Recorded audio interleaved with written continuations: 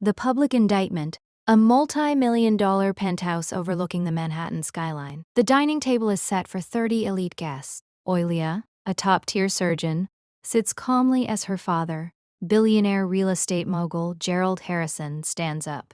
He slams a white envelope onto the mahogany table. "Our daughter is a thief," Gerald announces. She siphoned $5 million from her grandfather's estate while he was on his deathbed.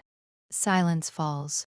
Oilia's mother, Denise, begins a theatrical performance of motherly grief. Instead of crying, Oilia picks up the envelope, looks at the fake court summons, and smiles. "Is that all you've got, Dad?" The 10-year trap. The backstory. Flashback to 10 years ago. Gerald forced Oilia to co-sign a massive mortgage on a failing property to save the family. The wait. While Oilia worked 80-hour weeks at the hospital, her credit was being destroyed by her father's late payments. She couldn't even qualify for a car loan while her parents lived in luxury. 2 weeks before Thanksgiving, Oilia discovers a secret $400,000 equity withdrawal her father took out in her name without her consent. He didn't just use her. He buried her in debt to fund his failing empire.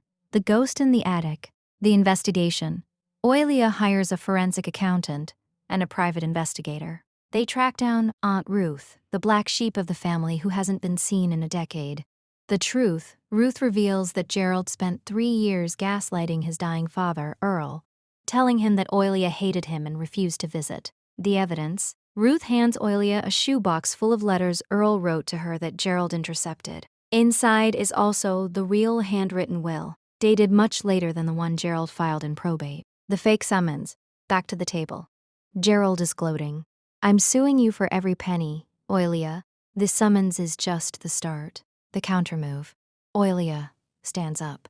"Interesting, Dad, because this summons has no case number, no clerk stamp, and is printed on standard office paper. You staged a fake legal document to bully me in front of our relatives." Oilia reaches into her designer bag and pulls out a thick leather-bound folder. "Now let's look at some real paperwork. The forensic execution.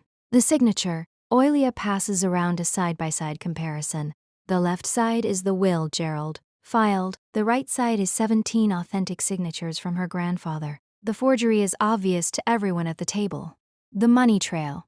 She reveals the forensic report. The $5 million didn't go to Oilia. It went to Gerald's personal credit card debts, his luxury car collection, and a secret offshore account in Denise's name. The audio. Oilia plays a recording from her brother's phone. Gerald's voice echoes through the penthouse. "She can't prove anything. We'll just make her the villain. The family will always..."